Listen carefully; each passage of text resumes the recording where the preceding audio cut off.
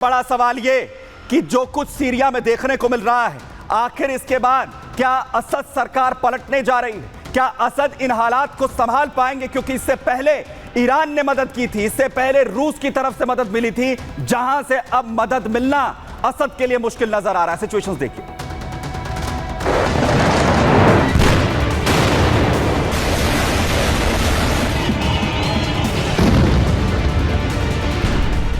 फिर धधका middle east.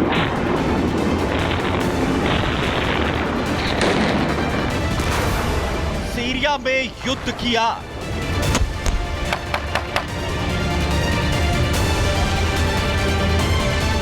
Asad का तख्ता पलट कर देगा हयात। मिडल ईस्ट में लगातार युद्ध की आग धधक रही है। सीरिया में हयात तहरीर अल शाम कोहराम मचा रहा है। लगातार असद की सेना पर हयात के लड़ाके कहर ढा रहे हैं।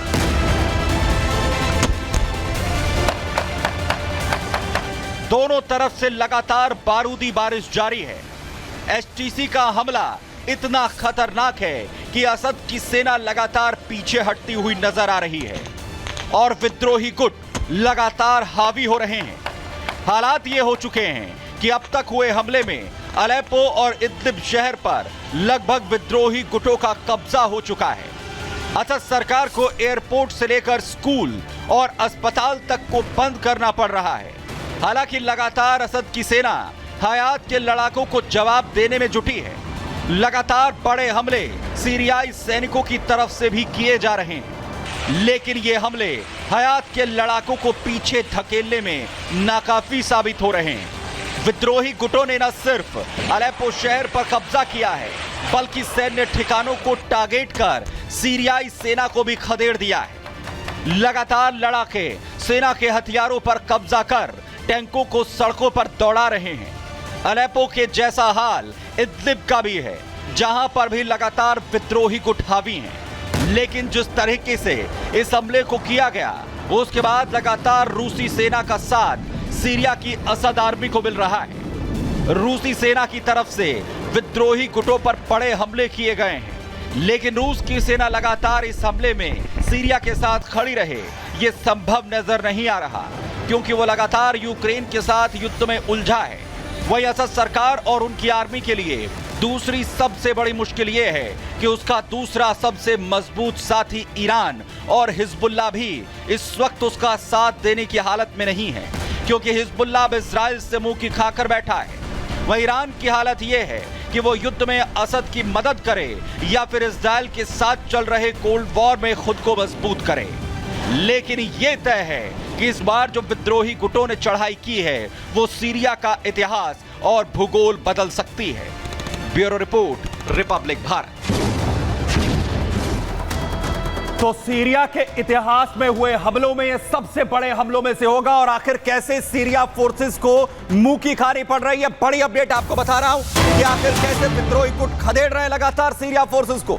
विद्रोही लगातार बड़े हमले यहां पर कर रहे हैं। कुछ और जो इलाके हैं उन पर कब्जा कर दिया गया है। सरेंडर यहां सीरिया फोर्सेस करती हुई नजर आ रही है। सीरिया फोर्स की तरफ से साउथ ईस्ट अलेप्पो पर कब्जे का जो दावा है वो यहां पर किया जा रहा है विद्रोही फोर्सेस की ओर से। साउथ ईस्ट अलेप्पो पर कब्जा हो चुका है। तेल अन की बात करें या तेल हासिल की, और डेर हाफिर पर भी कब्जे का बड़ा दावा यहां पर किया जा रहा है।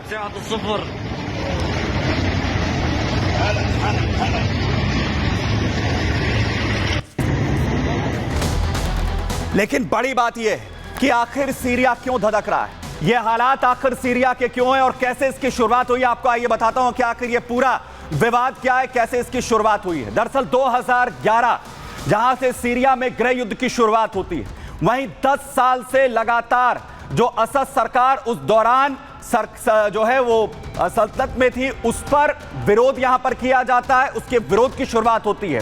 फ्री सीरियन आर्मी, इसी दौरान एक ग्रुप की जो है तैनाती हो जाती है। अमेरिका, रूस और सऊदी अरब भी इसमें शामिल हो जाते हैं। बाहरी ताकतों के शामिल होने की वजह से गृह युद्ध यहां पर और ज्यादा भड़कता हुआ नजर आता है। वहीं अलकायदा और आईएसआईएस आतंकी भी इसमें शामिल हो जाते हैं, जो इस गृह युद्ध को भड़काने का काम करते हैं। वहीं 2012 तक अलेप्पो के अंदर दो हिस्से बन गए, दो गुटों में अलेप्पो बंटता हुआ नजर आया। एक हिस्सा जो असद सरकार के पास था, जहां से असद सरकार ऑपरेट कर रही थी, वहीं दूसरे हिस्से पर विद्रोही गुटों की तरफ से कब्जा कर लिया गया। असद सरकार को रूस और ईरान का समर्थन कहा जाता है, जहां लगातार उनकी तरफ से सपोर्ट मिलता है, तो वहीं अमेरिका, अरब और तुर्की विद्रोही गुटों के साथ लगातार बने रहते हैं। उन्हीं की तरफ से लगातार मदद यहां पर जो है वो विद्रोही गुटों को दी जाती है, जिसके साथ इस तरीके की सिचुएशंस यहां पर बनती हुई नजर आ रही हैं और लगातार जो युद्ध है वो यहां पर भड़कता हुआ दिखता है। और सबसे बड़ी बात यह है कि आखिर ये जो हालात सीरिया के हैं उसकी सिचुएशंस आखिर कैसे बदलेंगी, यहां पर इस पर बात करने के लिए मेरे साथ खास मेहमान यहां पर जुड़ रहे हैं। Defence sector Vinod Datta sir हमारे साथ है। विनोद दत्ता जी, बहुत शुक्रिया हमारे साथ जुड़ने के लिए। और सर, सीरिया की सिचुएशंस आप कैसे देख रहे हैं? क्या असद सरकार पलट जाएगी? देखिए, जिस तरह से हालात वेस्ट एशिया में हैं और जिस तरह से सुपर पावर्स एक नए वर्ल्ड ऑर्डर में एंटेंगल्ड हैं या एंगेज हैं, मुझे नहीं लगता कि सीरिया को रूस इतनी मदद दे पाएगा। और रही बात इज़राइल की, हालांकि ये टेम्परेरी ट्रूस है जो हिजबुल्लाह के साथ किया गया है, लेकिन जिस तरह से इज़राइल का वर्चस्व वेस्ट एशिया में बढ़ता जा रहा है, ईरान भी आज 2 कदम पीछे खड़ा है, तो मुझे नहीं लगता कि रूस कोई बहुत ज़्यादा मदद दे पाएगा। और सीरिया को चाहिए कि एक स्ट्रेटेजिक विजन का वो परिचय दे और इज़राइल को वो मतलब बहुत ज़्यादा मतलब उसको एड्रेस न करे सिचुएशन को, वरना सीरिया के लिए इस तरह की समस्याएं इज़राइल खड़ी कर सकता है। और उसने, आपने देखा ही होगा, लेबनान और हमास को किस तरह से उसने नेस्तनाबूद किया है। तो सीरिया को चाहिए कि एक अपने विजन के तहत वो काम करे, क्योंकि जो वर्ल्ड पावर्स हैं या जो न्यू वर्ल्ड लीडर्स हैं वो इतने स्ट्रेस्ड हैं, उनकी रिसोर्सेज हों या उनकी कमिटमेंट्स हों, कि वो सीरिया की मदद प्रत्यक्ष रूप से नहीं कर पाएंगे। बिल्कुल नहीं कर पाएंगे और यही सिचुएशन सीरिया के लिए बन रही है। बहुत शुक्रिया सर हमारे साथ यहां पर जुड़ने के लिए। यानी सीरिया, असद सरकार की मुश्किलें यहां पर बनेगी, यानी मुश्किलें जो है वो बढ़ जाएंगी अगर असद इसे जो है वो टैकल नहीं कर पाते हैं, जिस तरीके के हमले यहां पर हो रहे हैं। वहीं युद्ध के अगले मोर्चे की ओर आपको यहां पर लिए चल रहा, जहां पर पुतिन की परमाणु धमकी से क्या जेलेंस्की डर गए हैं। लगातार खुद अमेरिका की तरफ से ट्रंप ने भी यह कहा कि बातचीत का रास्ता जो है अपनाया जाना चाहिए। अब ये सिचुएशंस आ गई हैं, लेकिन जेलेंस्की उस दौरान भी अड़े रहे कि नहीं, हमारे जो क्षेत्र हैं वो वापस हम रूस से लेकर रहेंगे। लेकिन अब क्या जेलेंस्की को समझ आ गया है कि रूस से जीतना आसान नहीं है, क्योंकि जेलेंस्की की तरफ से बड़ी बात कही जा रही है। वो ये कह रहे हैं कि मैं बातचीत के लिए तैयार हूं, लेकिन नेटो सिक्योरिटी दे। दरअसल इससे पहले, क्योंकि ये हालात जो कहे जा रहे हैं उसमें यह कहा जा रहा है कि बड़े हमले होते हैं, बड़े हमले जिस तरीके से हाल ही में यूक्रेन पर हुए आर्सेनिक आईसीबीएम मिसाइल के जरिए बड़ा अटैक किया गया, बड़ा अटैक हुआ, पूरी दुनिया को यह लगा कि यह परमाणु हमला हुआ है।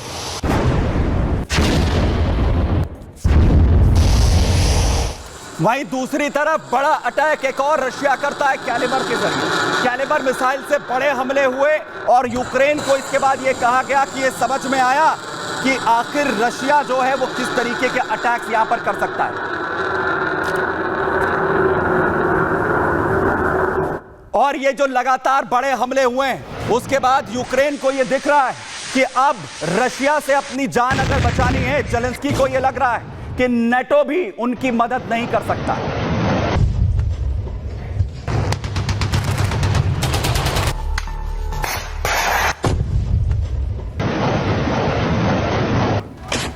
और वहीं जेलेंस्की ने अब बड़ी बात यह कही कि नेटो अगर यूक्रेन के बचे हुए क्षेत्रों की सुरक्षा की गारंटी ले तो हमें कोई दिक्कत नहीं है कि इस युद्ध में शांति के लिए वो स्वीकार करे। जरा पहले जेलेंस्की को सुनिए। यदि हम इस युद्ध को रोकना चाहते हैं तो वे इलाके जो हमारे नियंत्रण में हैं, उन्हें नाटो की सुरक्षा में लेना होगा। ये काम हमें तेजी से करने की जरूरत है। किसी भी समझौते में यूक्रेन की अंतर्राष्ट्रीय स्तर पर मान्यता प्राप्त सीमाओं को मान्यता देनी होगी। ये सुनिश्चित करना होगा कि कब्जे वाले क्षेत्र सैद्धांतिक रूप से यूक्रेन का हिस्सा बने रहें। इसके बाद कूटनीतिक बातचीत के जरिए यूक्रेन अपनी बाकी हिस्सों को पाने की कोशिश करता रहेगा।